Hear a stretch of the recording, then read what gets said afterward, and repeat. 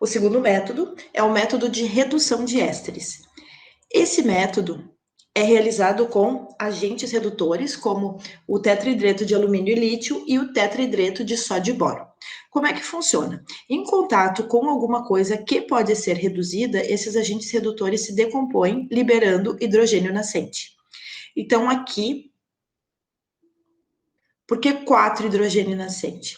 Primeira coisa, a gente vai ter uma adição de 2 hidrogênios, um nesse oxigênio aqui e um no carbono da carbonila.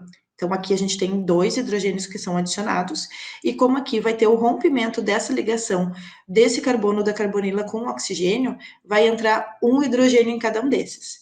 E aí, com isso, a gente vai ter a formação de 2 álcoois, quando tem uma redução de um éster. Um álcool é o derivado do ácido carboxílico do éster.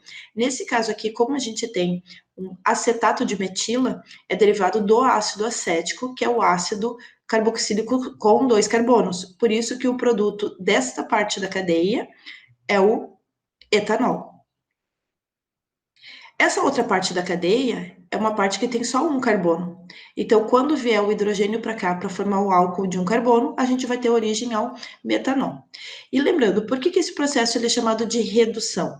Se é redução, quer dizer que vai ter uma variação do NOx. Então, olhem aqui, esse carbono aqui, que é o carbono da carbonila, é o carbono que está tendo alteração de NOx. Aqui, a gente tem um NOx que é mais 3 nesse carbono da carbonila.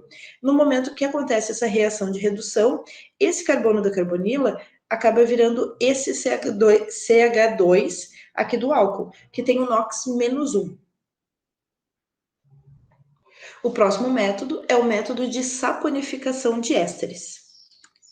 Como é que funciona esse método de saponificação de éster?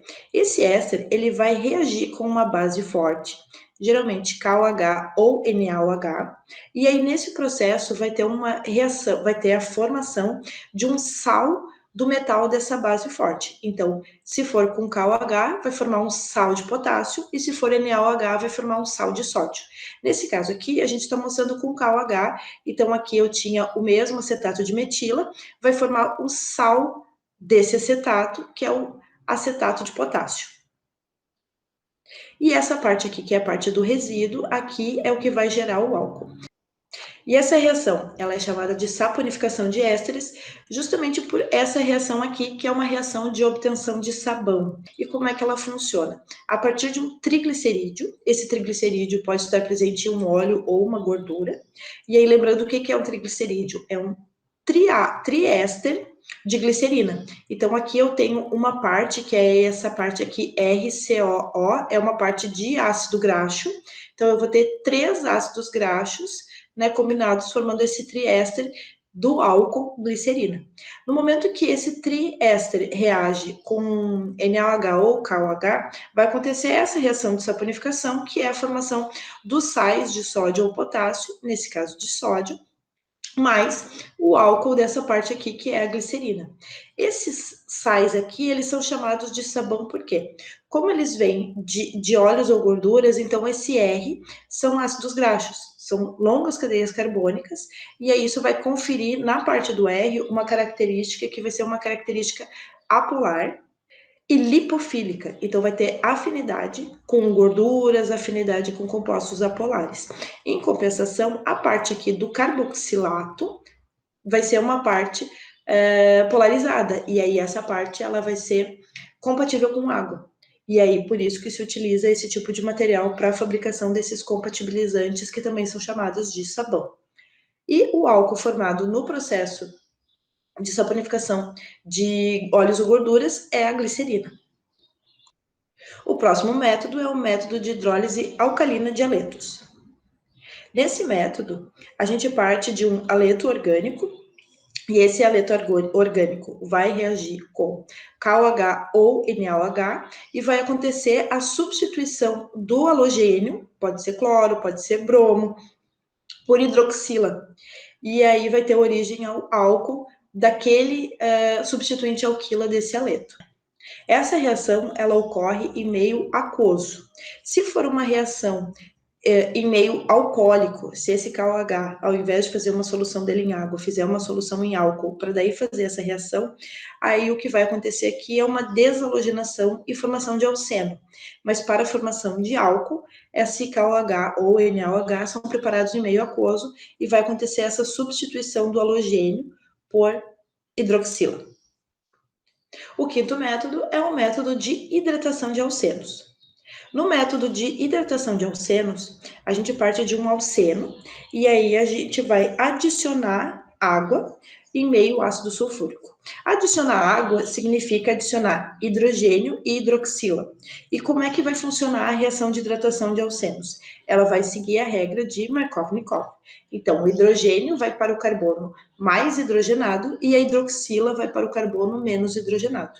Se a gente tivesse etileno como composto orgânico, seria formado o etanol. Nesse caso, como a gente tem o propeno, vai formar o álcool isopropílico. O sexto método é o método de hidrogenação de aldeídos e cetonas.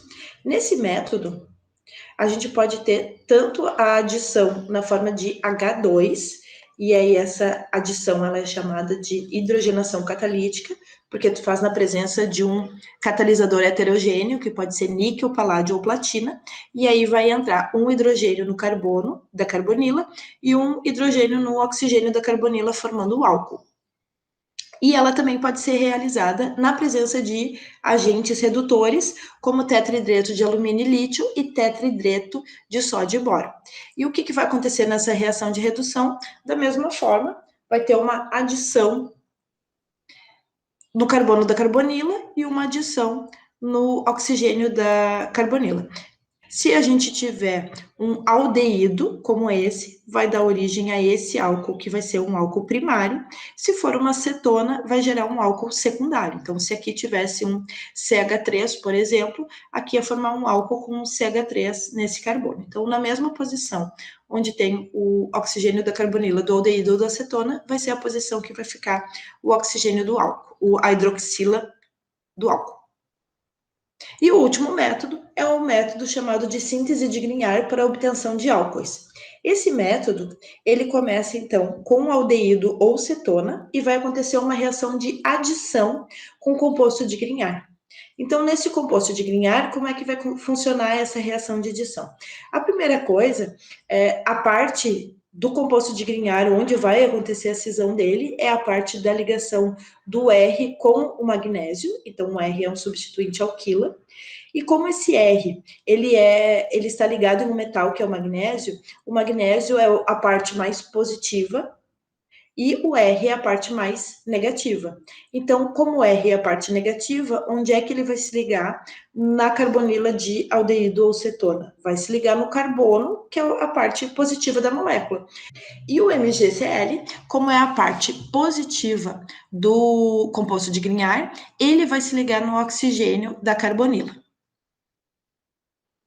E na segunda etapa, acontece uma hidrólise desse composto formado.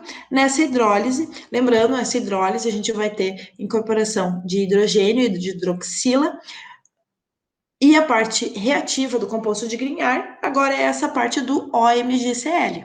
E aí, nesse OMgCl, se a gente for pensar ali, agora eu tenho um oxigênio ligado com magnésio. Então, o oxigênio é a parte negativa e o magnésio é a parte positiva. No oxigênio, que é a parte negativa, vai vir o hidrogênio da água. E no MgCl, que é a parte positiva, vai vir a hidroxila da água. Com isso, vai formar este álcool e vai formar MgOHCl.